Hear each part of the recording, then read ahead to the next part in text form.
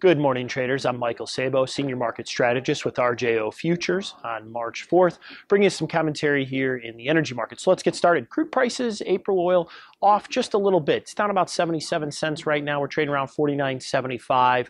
High, though, earlier today was 51.18. I think that's a notable high, as this most recent high we've seen here in the last several sessions. We actually took out yesterday's high. Yesterday was an inside day, and so far here today we've taken out that high here. So to me, it's indicating here a play on the possible long side of the market. So I think traders should keep an eye on that.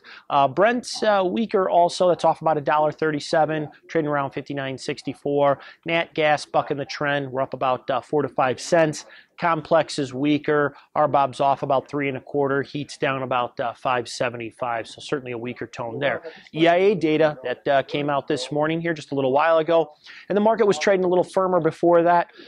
Most traders were looking for a small build, and the build actually came in a little bit larger than expected. It came in around 10.3 million barrels. And to put that into perspective, total stocks are currently standing at around 444 million barrels versus the all-time high for this time of year, which was down at 381. So as you can see, we've got about 63 more million barrels of oil on hand right now. And part of the reason why the stocks continue to rise is that companies see a benefit in holding back oil and storing it. This gives them the ability then to hold it.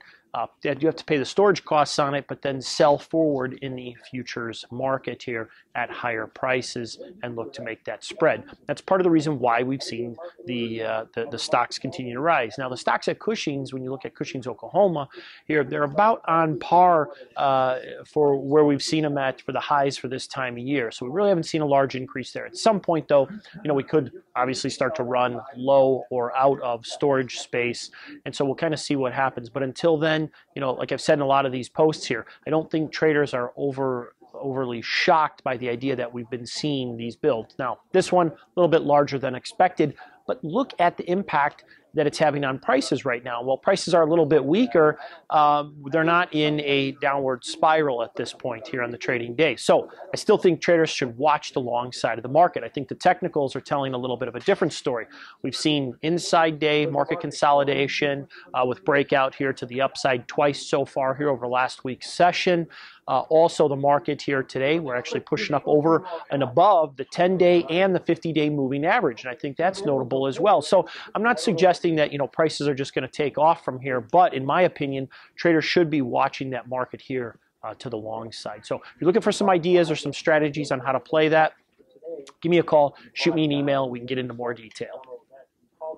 Futures and options on futures may involve substantial risk and may not be suitable for all investors.